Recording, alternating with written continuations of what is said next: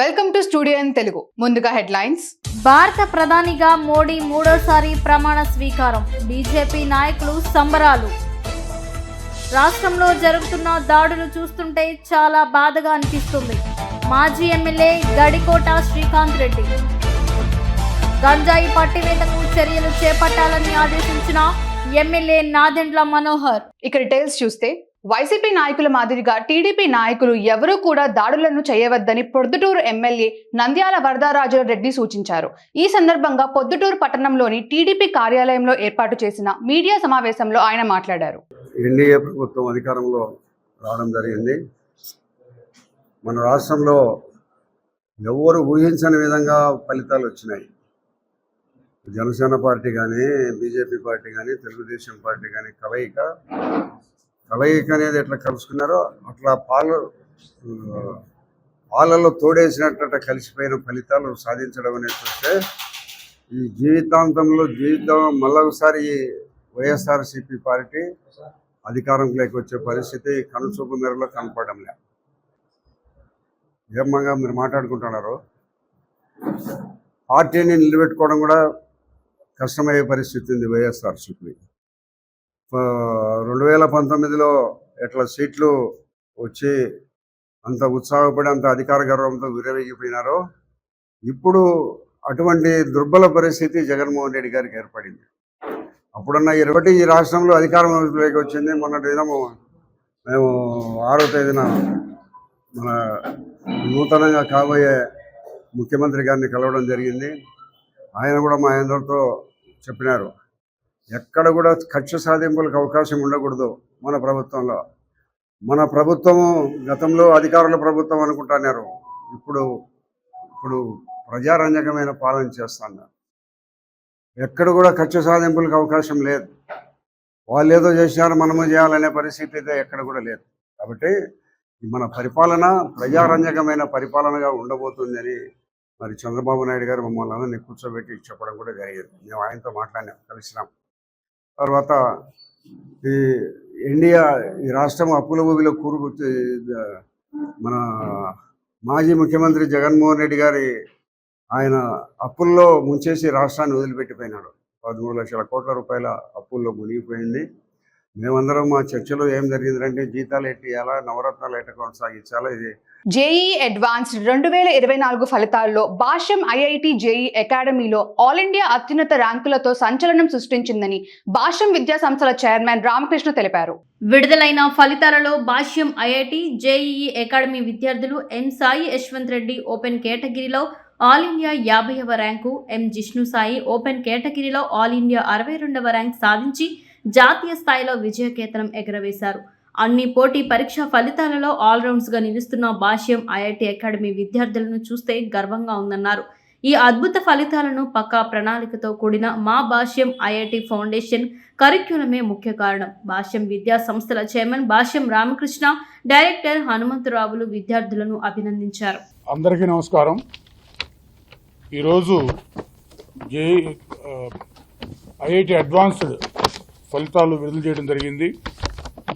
మరి మొన్న అనౌన్స్ చేసిన జేఈఈ మెయిన్స్లో మా స్టూడెంట్స్ జిష్ణు సాయి యశ్వంత్ రెడ్డి ఇద్దరు 18th ర్యాంకు 36th ర్యాంకు తెచ్చుకోవడం జరిగింది. అదంతా మనకు తెలుసు. మరి ఇప్పుడు తర్వాత ఈ అడ్వాన్స్డ్లో ఈ స్టూడెంట్సే ఎం సాయి యశ్వంత్ రెడ్డి ఓపెన్ కేటగిరీలో ఆల్ ఇండియా 50th ర్యాంక్ తెచ్చుకున్నాడు. ఓపెన్ కేటగిరీలో అదే డిఫరెంట్ కేటగిరీలో అయితే Sai Yashwant Reddy all India 5th rank సాధించడం జరిగింది. అట్లాగే జిష్ణు సాయి ఓపెన్ కేటగిరీలో ఆల్ ఇండియా 62nd ర్యాంక్ తెచ్చుకోవడం జరిగింది. వీళ్ళిద్దరూ ఐఐటి బాంబేకి సెలెక్ట్ అవుతారు. ఇద్దరు అట్లాగే మిగతా అన్ని కేటగిరీస్ చూస్తే Sai Yashwant Reddy 5th rank, Gautami 19th rank, Shreya 23rd rank, K Joshua Vivek 26th rank, G John 36th rank, M Arjun Kumar 37th rank, K Harshitha 43rd rank, K Chaitanya 52nd rank, P Shyam 61st rank, D Bharachandra 86th rank. ఇవి 100 లోపు తెచ్చుకోవడం జరిగింది. ఈ 100 లోపు 12 మంది ఉన్నారు.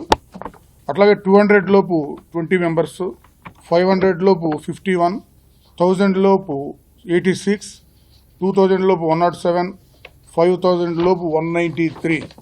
మరి ఈ విధమైన మంచి ఫలితాలు అచీవ్ చేయడం జరిగింది మా స్టూడెంట్స్.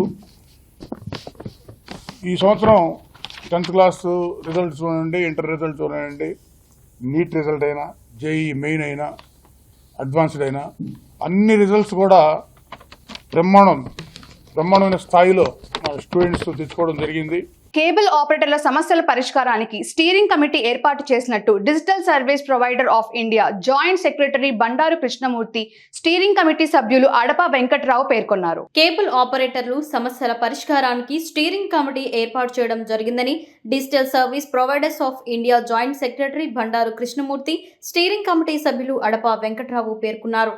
కాకినాడలో ఉమ్మడి తూర్పు గోదావరి జిల్లా కేబుల్ కుటుంబం ముఖ్య సభ్యుల సమావేశం జయ రెసిడెన్సీ హోటల్లో digital service providers of India joint secretary Bandaru Krishnamurthy ఆధ్వర్యంలో నిర్వహించిన సమావేశానికి ముఖ్య అతిథిగా అడప వెంకట్రావు ముఖ్య అతిథిగా పాల్గొన్నారు. తొలుత చెరుకూరి రామోజీరావు చిత్రపటానికి పూలమాలలు వేసి నివాళులర్పించారు. ఈ సందర్భంగా వారు మాట్లాడారు. అడప వెంకట్రావు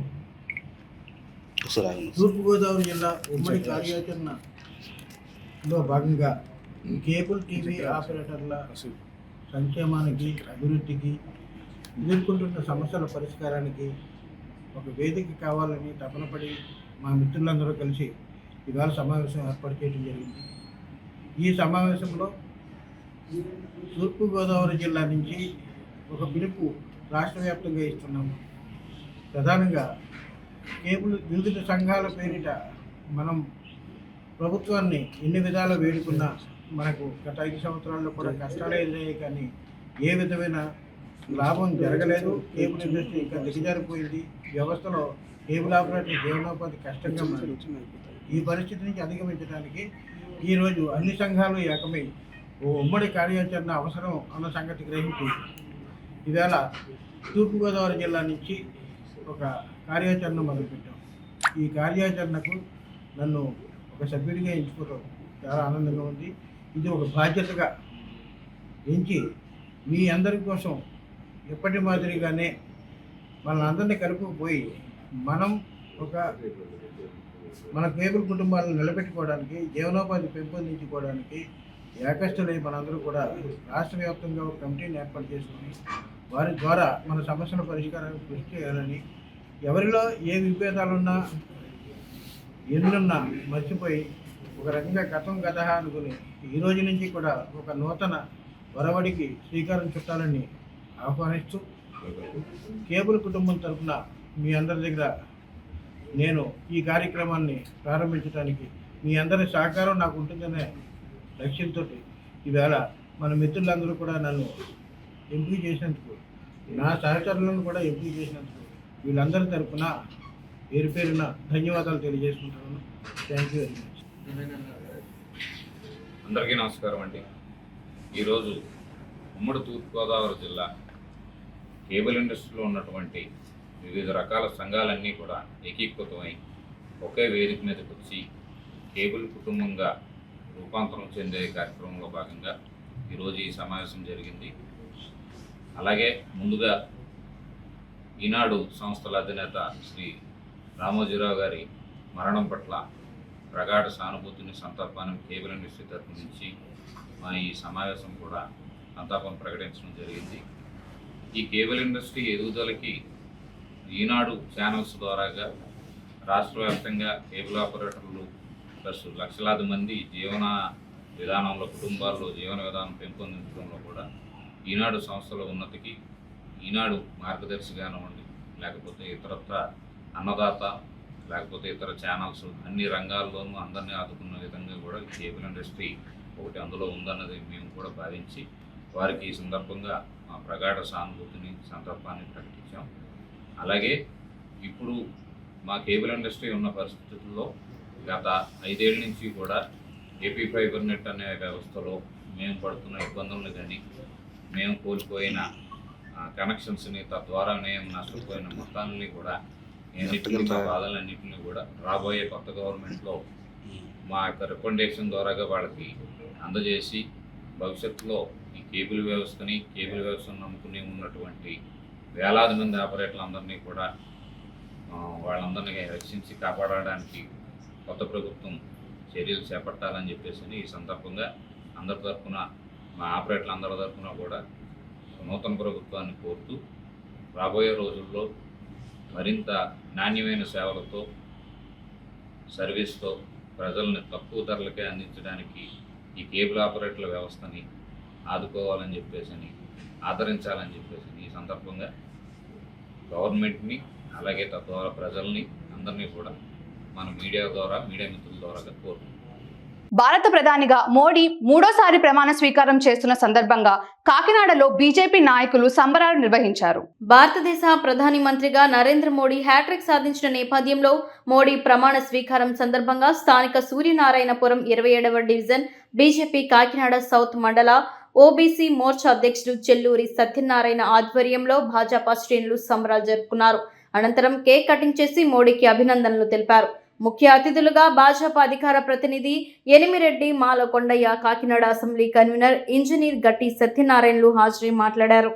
నా పేరు చెల్లూరు సత్యనారాయణ, కాకినాడ సౌత్ మండలం ఓబీసీ మోర్చా అధ్యక్షుడిగా నేను 27వ వార్డులో ఇన్ఛార్జ్గా కూడా ఉంటున్నాను బీజేపీ తరఫున. అయితే ఈ రోజున మనం నరేంద్ర మోడీ గారు ఢిల్లీలో మూడోసారి హ్యాట్రిక్గా ప్రధానిగా ప్రమాణ స్వీకారం చేస్తున్న సందర్భంలో మనం కూడా ఆ టైంలోనే మనం కూడా ప్రమాణ స్వీకారం చేసి పాలు పంచుకోవాలని, ఆనందాన్ని పంచుకోవాలని దేశవ్యాప్తంగా సంబరాలు చేసుకున్న శుభ సమయంలో 27వ వార్డు మన కూటమి తరపున బీజేపీ, జనసేన, తెలుగుదేశం తరపున ఈ కూటమిని అందరూ కూడా ఈ ఆనందోత్సవాన్ని పంచుకొని ముందుకు నడిపించాలని చెప్పి ఉద్దేశంతో ఈ రోజుని ఈ యొక్క కార్యక్రమానికి ముఖ్య అతిథులైనటువంటి మన గౌరవనీయులు పట్టణ కన్వీనర్గా గట్టి సత్యనారాయణ గారు, అలాగే మాలకొండయ్య గారు, అలాగే తదితర పెద్దలందరూ కూడా ఈ కార్యక్రమం ఇచ్చేసి ఈ యొక్క ఆనంద విజయోత్సవంలో పాలు పొందినందుకు వారికి ప్రత్యేక కృతజ్ఞతలు తెలియజేసుకుంటూ, మనకి ఇక్కడ మన 27వ వార్డులో ఎవరికి ఏ సమస్య వచ్చినప్పుడు కూడా ఎవరైనా సరే ఈ కూటమికి మీకు తెలియజేసి మీ యొక్క అవసరాలను తీర్చుకొని మన యొక్క బలాన్ని కూడా మనం నిరూపించుకోవడానికి దోహదపడుతుందండి. గతంలో కన్నా ఇప్పుడు మన అభివృద్ధి వైపు పయనించడానికి మనకి ఈ యొక్క కూటమి చాలా బలంగా ఉంది కనుక మీరందరూ కూడా అధైర్య పడకుండా ధైర్యంగా మీ యొక్క సమస్యలు ఏమున్నప్పటికీ కూడా మాకు తెలియజేసి సాధ్యమైనంత వరకు మీ యొక్క సమస్యలు పరిష్కారం మేము కృషి చేస్తామని హామీ ఇస్తూ సెలవు తీసుకున్నాం. Thank you. ముందుగా ఈ ప్రోగ్రాం కండక్ట్ చేసిన సత్యనారాయణ గారికి, అలాగే మాలకొండయ్య గారికి, అలాగే బీజేపీ నుంచి, జనసేన నుంచి, టీడీపీ నుంచి వచ్చిన ప్రముఖులు, మా సోదరులు, మా మిత్రులు అందరూ కూడా, కార్యకర్తలు అందరూ కూడా హృదయపూర్వక ధన్యవాదాలు తెలియజేసుకున్నాం. ఇది ప్రజా విజయం. ఏ ఒక్కరూ ఓటేస్తే వచ్చిన విజయం కాదు. ప్రజల్లో ఉన్న అసంతృప్తిని విజయ రూపంలో చూపించిన సందర్భం ఇది. రాక్షస పాలన పోయి మంచి పరిపాలన అందించడానికి త్రిమూర్తులే దిగొచ్చినట్టు, ఆ బ్రహ్మ విష్ణు మహేశ్వరులు దిగొచ్చినట్టు మన మోదీ గారు, చంద్రబాబు నాయుడు గారు, పవన్ కళ్యాణ్ గారు ఒక ఆశయంతో ఒక కూటమిగా ఏర్పడి సాధించిన విజయానికి ముందుగా ముగ్గురికి కూడా కృతజ్ఞతలు, ధన్యవాదాలు. అలాగే వాళ్ళు ఇచ్చిన ఈ యొక్క పథకాలు కానీ ప్రజలందరికీ మన తారతమ్య భేదాలు లేకుండా పంచాలని చెప్పిన వాళ్ళందరికీ కూడా హృదయపూర్వక ధన్యవాదాలు తెలియజేసుకుంటూ అందరికీ నమస్కారం. మోడీ గారు మూడవసారి మన బీజేపీ ప్రభుత్వం తరపున పీఎం అవుతున్నారు. ఇది భారతదేశంలో మూడోసారి మినిస్టర్ అయిన గొప్పతనం మన మోడీ గారు దక్కుతుంది. చాలా శుభసూచకం ఇది. సో ఈ ప్రభుత్వం వల్ల మన రాష్ట్రం కూడా అభివృద్ధి చెందుతుందని అనుకుంటూ, మనం రాష్ట్రంలో కూడా చంద్రబాబు నాయుడు గారు మన సీఎం అవడం వల్ల, ఒక బీజేపీ కూటమి నుంచి మన సీఎం అవడం వల్ల మనకు చాలా ఆనందపడాలి. మన రాష్ట్రం చాలా అభివృద్ధి చెందుతుందని నమ్ముకుంటూ ఈరోజు మా సంబరాలు బాగా చేసుకున్నాం. మా అందరికీ ఒక పండగ వాతావరణం. అందులో భాగంగా మన సత్యనారాయణ గారు, ఈ చెక్కా రమేష్ గారు, సౌత్ మన దేశంలో చెక్కా రమేష్ గారు, అలాగే వీరేంద్ర గారు అందరి సహకారంతో మేము ఈ సంబరాలు చేసుకుంటూ మా అందరినీ మెడాలు పంచుకుంటూ, అంటే ప్రజా సమస్యలకు మేము ముందుంటామని ఆల్రెడీ మా సత్యనారాయణ చెప్పారు. మేము ఇప్పుడు కూడా మొత్తం ఓవరాల్గా ప్రజలకు ఏ సమస్య వచ్చినా కూడా మా కుటుంబం తరపుని, అలాగే మా బీజేపీ మేము ఉంటామని మీ హామీ ఇస్తూ చాలా తీసుకున్నాం. రాష్ట్రంలో జరుగుతున్న దాడులు చూస్తుంటే చాలా బాధగా అనిపిస్తుందని, పోలీసులు కూడా మాకు ఎందుకులే అనేలా వ్యవహరించడం సరైన పద్ధతి కాదని రాయచోటి మాజీ ఎమ్మెల్యే గడికోట శ్రీకాంత్ రెడ్డి పేర్కొన్నారు. రాయచోటి పట్టణంలోని జిల్లా వైసీపీ కార్యాలయంలో ఏర్పాటు చేసిన మీడియా సమావేశంలో ఆయన మాట్లాడారు. ఈరోజు రాష్ట్ర వ్యాప్తంగా జరుగుతున్నటువంటి ప్రజాస్వామ్య ప్రక్రియలో గెలుపులు ఓటములు సహజం. అధికారం ఉండటము లేకపోవడం అంటూ జరుగుతూ ఉంటాయి. అధికారం వచ్చిన వాళ్ళు భవిష్యత్ ప్రణాళిక రూపొందించుకొని అభివృద్ధిని ఏ రకంగా చేయాలన్నటువంటి ఆలోచనలతో ఉండాలి.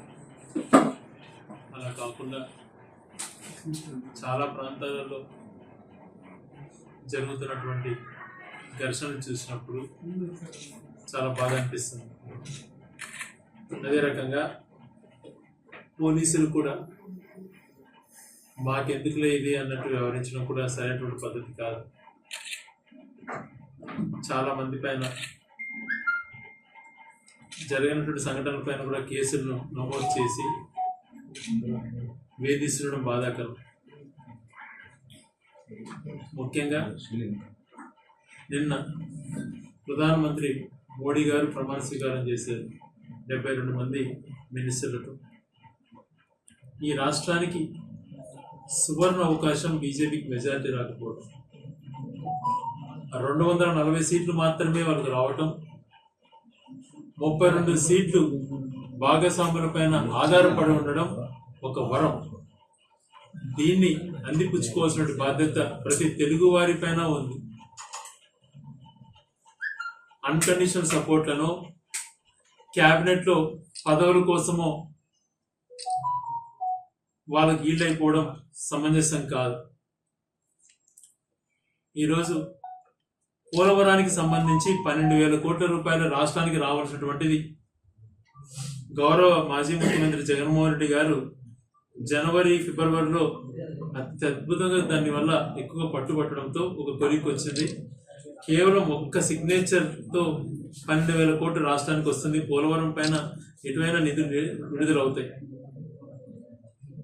రాజధాని నిర్మాణం ప్రాధాన్యతను పెట్టుకున్నా బాధ లేదు, పెట్టుకోవాలి, చేయండి. కేంద్ర ప్రభుత్వానికి అదనంగా నిధులు తెచ్చుకోవాలి.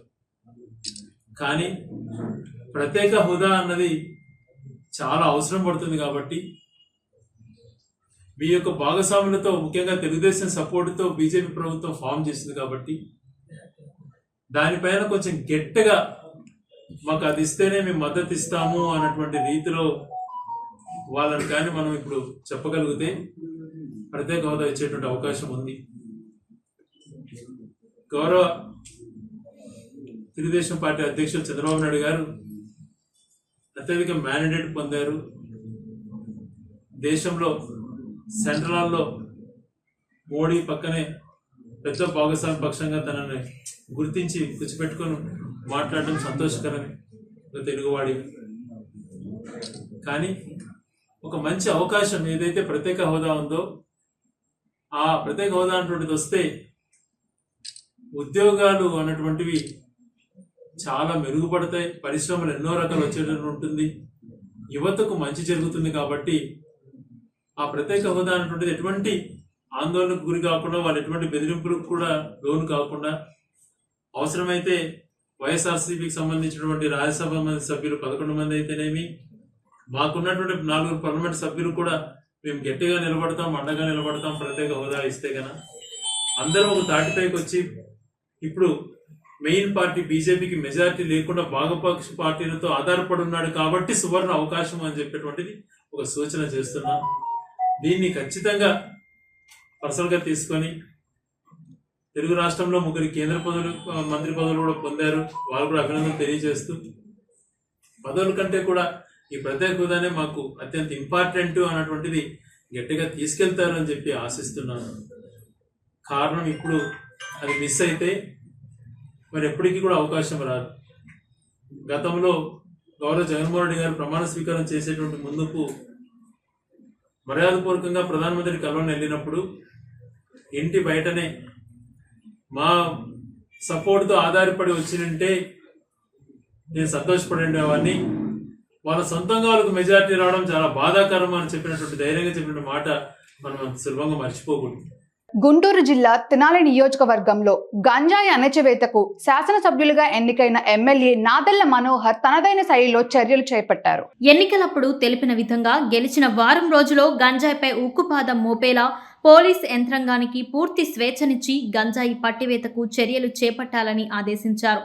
అందులో భాగంగా గతంలో ఎప్పుడూ లేని విధంగా 8 మంది గంజాయి కలిగి ఉన్న నిందితులను అరెస్ట్ చేశారు.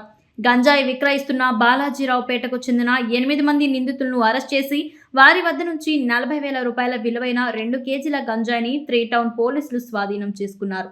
ఎమ్మెల్యే మనోహర్ గంజాయిపై దృష్టి పెట్టాలని తమకు సూచించారని, ఇతర రాష్ట్రాల నుంచి గంజాయిని తెచ్చి తెనాలి ప్రాంతానికి తీసుకొచ్చి వివిధ వ్యక్తుల ద్వారా వివిధ ప్రాంతాలలో విక్రయిస్తున్నారని, 3 టౌన్ పోలీసుల చాకచక్యంగా వ్యవహరించి గంజాయి నిందితుల్ని పట్టుకున్నారని, వారి వద్ద నుంచి గంజాయి స్వాధీనం చేసుకున్నారని, గంజాయిని విక్రయించినా సేవించినా కఠిన చర్యలు తప్పవని డీఎస్పీ ఎం రమేష్ హెచ్చరించారు. నా చూస్తున్నటువంటి తెనాలి 3 టౌన్ పోలీస్ స్టేషన్ లిమిట్స్లో గంజాయితో పొజిషన్ ఉన్నటువంటి 8 మంది వ్యక్తుల్ని 3 టౌన్ తెనాలి 3 టౌన్ ఇన్స్పెక్టర్ గారు రమేష్ బాబు గారు నిన్న 4:30కి ఈ బాలాజీరావుపేటలో అవుట్స్కట్స్ దగ్గర అరెస్ట్ చేయడం జరిగింది. ఈ కేసులో ఏవైనటువంటి మహమ్మద్ షఫీ సర్దార్, ఇతను వెస్ట్ బెంగాల్. ఇతను గత సంవత్సరం నుంచి కూడా తెనాల్లో ఉంటూ ఒక టైలరింగ్ షాప్లో పనిచేస్తూ ఇతను ఈ వెస్ట్ బెంగాల్ సంబంధించి ఒరిస్సా ప్రాంతంలో అన్నోన్ పర్సన్స్ దగ్గర ఆ గంజా కొని ఈ తెనాలి ప్రాంతంలో చాలామందికి ఇచ్చి వాళ్ళ ద్వారా సరఫరా చేస్తున్నాడు. మరి గంజా విషయానికి వస్తే అందరికీ తెలిసిన విషయమే. మరి అది కన్జ్యూమ్ చేస్తే ఆరోగ్యానికి హానికరం, అలాగే ఫ్యామిలీ సెటప్ కూడా దానికి డిస్టర్బ్ అవుతుంది. అలాగే క్రిమినల్ కేసుల్లో involve NDPS act, narcotic drugs act కింద కేసెస్ పెడితే జైల్లో ఉండవలసిన పరిస్థితులు ఉంటాయి. మరి వాళ్ళ కెరియర్ కూడా, వాళ్ళ స్టూడెంట్స్ కూడా కొంతమంది కన్జ్యూమ్ చేసే పరిస్థితులు సమాజంలో ఇప్పుడు ఉన్నాయి కాబట్టి వాళ్ళ యొక్క కెరియర్ కూడా పోయే అవకాశం ఉంది.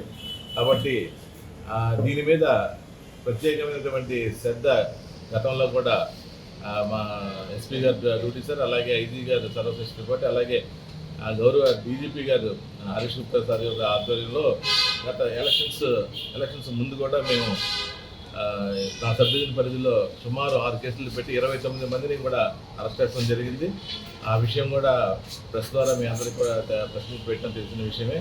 పశ్చిమ గోదావరి జిల్లా భీమవరం జనసేన పార్టీ కార్యాలయంలో cine hero Hindupuram MLA Nandamuri Balakrishna 65వ జన్మదిన వేడుకలను చిలుకూరి రామకృష్ణ చౌదరి, పడమటి సోమేశ్వరరావు, సాంబ్రాణి నాగబాబు, చింతపల్లి బాలాజీ, నందమూరి ఫ్యాన్స్ ఆధ్వర్యంలో ఘనంగా నిర్వహించారు. ఈ కార్యక్రమానికి ముఖ్య అతిథిగా ఎమ్మెల్యే పులపర్తి రామాంజనేయులు పాల్గొని కేక్ కట్ చేసి అభిమానులకు తినిపించారు. ఈ కార్యక్రమంలో రాష్ట్ర టీడీపీ నాయకులు కోళ్ల నాగేశ్వరరావు, జనసేన, టీడీపీ, బీజేపీ నాయకులు, కార్యకర్తలు, బాలకృష్ణ అభిమానులు పాల్గొన్నారు. ఈ సందర్భంగా వారు మాట్లాడుతూ నందమూరి తారక రామారావు కుమారుడు, గొప్ప నటుడు, రాజకీయవేత్త అన్నారు. బాలకృష్ణ ఈ రాష్ట్రానికి మరిన్ని ఉన్నత సేవలు చేయాలన్నారు. మన మాజీ ముఖ్యమంత్రి నందమూరి తారక రామారావు గారి తనయుడు బాలకృష్ణ గారు గొప్ప నటుడు, రాజకీయవేత్త. వారి 65వ పుట్టినరోజు Janasena, BJP, Telugu Desam party office నందు బాలయ్య ఫ్యాన్స్ వారి ఆధ్వర్యంలో పుట్టినరోజు వేడుకలు ఎంతో ఘనంగా జరుపుకోవడం జరిగింది.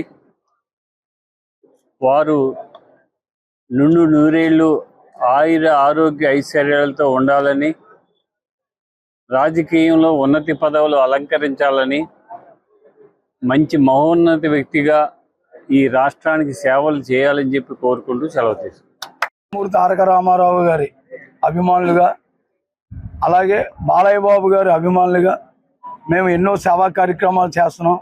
ఫ్యాన్స్ ద్వారా అయితే, పార్టీ ద్వారా అయితే ఎనలేని కృషి చేస్తున్నాం. అందరికీ ఆర్థిక సహాయాలు కూడా చేస్తున్నాం. ఫ్యాన్స్ ద్వారా హాస్పిటల్లో పళ్ళు, పాలు, రొట్లు ఇవన్నీ చేస్తున్నాం. ఏమన్నా రోగులకి ఇబ్బంది వచ్చినా వాళ్ళకి సహాయకారాలు చేస్తున్నాం. ఆ సారు అంజుబాబు గారి ఆధ్వర్యంలో 2014లో కూడా హాస్పిటల్లో ఫ్యాన్లు కూడా మా ఫ్యాన్స్ ద్వారా వేయించాం మేము గవర్నమెంట్ హాస్పిటల్లో. అంత డెవలప్ అయిన హాస్పిటల్లో ఈ జగన్మోహన్ రెడ్డి గారు అధికారంలోకి వచ్చాక అంత కళాహీనం చేశారు హాస్పిటల్ని. ఏసీలు వేయించారు అంజుబాబు గారి టైంలో, ఎంతో డెవలప్ చేశారు హాస్పిటల్ని. ఇప్పుడు ఈ హాస్పిటల్లో కూడా ఇప్పుడు వెళ్ళి మేము వృద్ధులకి రోగులకి పళ్ళు పాలు రొట్లు పంచుతున్నాం. నూతనంగా ఏర్పాటు అయిన కేంద్ర రాష్ట్ర ప్రభుత్వాలు వెంటనే కడప ఉక్కు పరిశ్రమను ఏర్పాటు చేయాలని సిబిఐ జిల్లా కార్యదర్శి గాలి చంద్ర డిమాండ్ చేశారు. ఈ సందర్భంగా కడప నగరంలోని జిల్లా సిబిఐ కార్యాలయంలో ఏర్పాటు చేసిన మీడియా సమావేశంలో ఆయన మాట్లాడారు. కడప జిల్లా అంటేనే నిత్యం కరువు, వలసలు, ఆత్మహత్యలకు నిలయంగా మారినటువంటి ఈ ప్రాంతంలో కనీసము ఉద్యోగ ఉపాధి అవకాశాలు కల్పించాలన్నటువంటి లక్ష్యంతో, సంకల్పంతో దివంగత ముఖ్యమంత్రి డాక్టర్ వైఎస్ రాజశేఖర రెడ్డి ప్రత్యక్షంగా 25,000 మందికి, పరోక్షంగా 1,00,000 మందికి ఉద్యోగ ఉపాధి అవకాశాలు కల్పించేటటువంటి ఉక్కు ఫ్యాక్టరీ నిర్మాణానికి శ్రీకారం చుట్టడం జరిగింది. అయితే అప్పట్లో ఉన్నటువంటి బ్రహ్మణి యాజమాన్యం ఏదైతే ఉందో, గాలి జనార్దన్ రెడ్డి అవినీతి అక్రమాల ఊబిలో కూరుకుపోవడము, దానికి కేటాయింపులు రద్దు చేసిన తర్వాత వచ్చినటువంటి పాలక ప్రభుత్వాలు, అందులో జగన్మోహన్ రెడ్డి తన తండ్రి ఆశయాలు నెరవేరుస్తానని చెప్పి పదే చెప్తూ ఇవాళ ఒకే ఉక్కు ఫ్యాక్టరీకి 2 పర్యాయాలు శంకుస్థాపన చేసినటువంటి ఏకైక నాయకుడు జగన్మోహన్ రెడ్డి. కానీ తన 5 సంవత్సరాల కాలంలో ఉక్కు ఫ్యాక్టరీ నిర్మాణానికి సంబంధించిన ఒక్క రాయి కూడా వేసినటువంటి దాఖలాలు లేవు. పునాది రాళ్ళు తప్ప సమాధి రాళ్ళుగా మారిపోయినాయి తప్ప ఇవాళ ఎక్కడ కూడా నిర్మాణం చేపట్టి పట్టమని 10 మందికి ఉద్యోగ ఉపాధి అవకాశాలు కల్పించిన దాఖలాలే లేవు. మరి ఇవాళ జగన్మోహన్ రెడ్డి యొక్క విధానాలు తన రాజకీయ సమాధికి తానే పేర్చుకున్నటువంటి సందర్భంలో ఇవాళ కడప జిల్లాలో కొత్తగా ఏర్పడినటువంటి కడప జిల్లాలో 7 అసెంబ్లీ నియోజకవర్గాలు ఉంటే అందులో 5 అసెంబ్లీ నియోజకవర్గాల్లో ఇవాళ తెలుగుదేశం పార్టీ, బీజేపీ కూటమికి అధికారం కడప జిల్లా ప్రజానీకం కట్టబెట్టారు. మరి ఈ క్రమంలోనైనా సరే ఇవాళ కేంద్రంలో ఉన్నటువంటి బీజేపీ ఎన్డీఏ ప్రభుత్వం ఏదైతే ఉందో ఆ ప్రభుత్వం ఏర్పాటులో కీలకంగా వ్యవహరిస్తూ ఉన్నటువంటి తెలుగుదేశం పార్టీ, అందులో చంద్రబాబు నాయుడు ప్రభుత్వము మీద ఆధారపడి ఉన్నటువంటి నేపథ్యంలో ఇప్పటికైనా రాష్ట్ర విభజన హామీలలో కీలకమైనటువంటిది కడప ఉక్కు ఫ్యాక్టరీ నిర్మాణం అనేటువంటిది. కేంద్ర ప్రభుత్వాన్ని నొప్పిస్తావో ఏదైతే అవకాశం ఉందో దాన్ని చెప్పి ఇవాళ ఉక్కు ఫ్యాక్టరీ నిర్మాణానికి శ్రీకారం చుట్టాల్సినటువంటి అవసరం ఉంది. ఆ విధంగా చేసినప్పుడే రాయలసీమలో, అందులో కడప జిల్లాలో ఉన్నటువంటి అపోహలు ఇవాళ తొలగిపోయేటువంటి అవకాశం ఉందని చెప్పి ఈ సందర్భంగా కోరుతా ఉన్నాం. అట్లా కాని పక్షంలో మరోసారి ఉక్కు ఉద్యమానికి శ్రీకారం చుట్టాల్సి వస్తుందని చెప్పి కూడా ఈ సందర్భంగా తెలియజేస్తా ఉన్నాం. వార్తలు ముగించే ముందు హెడ్లైన్స్ మరోసారి. భారత ప్రధానిగా మోడీ 3వ ప్రమాణ స్వీకారం, బీజేపీ నాయకులు సంబరాలు. రాష్ట్రంలో జరుగుతున్న దాడులు చూస్తుంటే చాలా బాధగా అనిపిస్తుంది. మాజీ ఎమ్మెల్యే గడికోట శ్రీకాంత్ రెడ్డి. గంజాయి పట్టివేతకు చర్యలు చేపట్టాలని ఆదేశించిన MLA Nadendla Manohar. Studio Telugu news ఇంతటితో సమాప్తం. తిరిగి రేపటి బులెటిన్ లో మళ్ళీ కలుద్దాం. అంతవరకు సెలవు. నమస్కారం.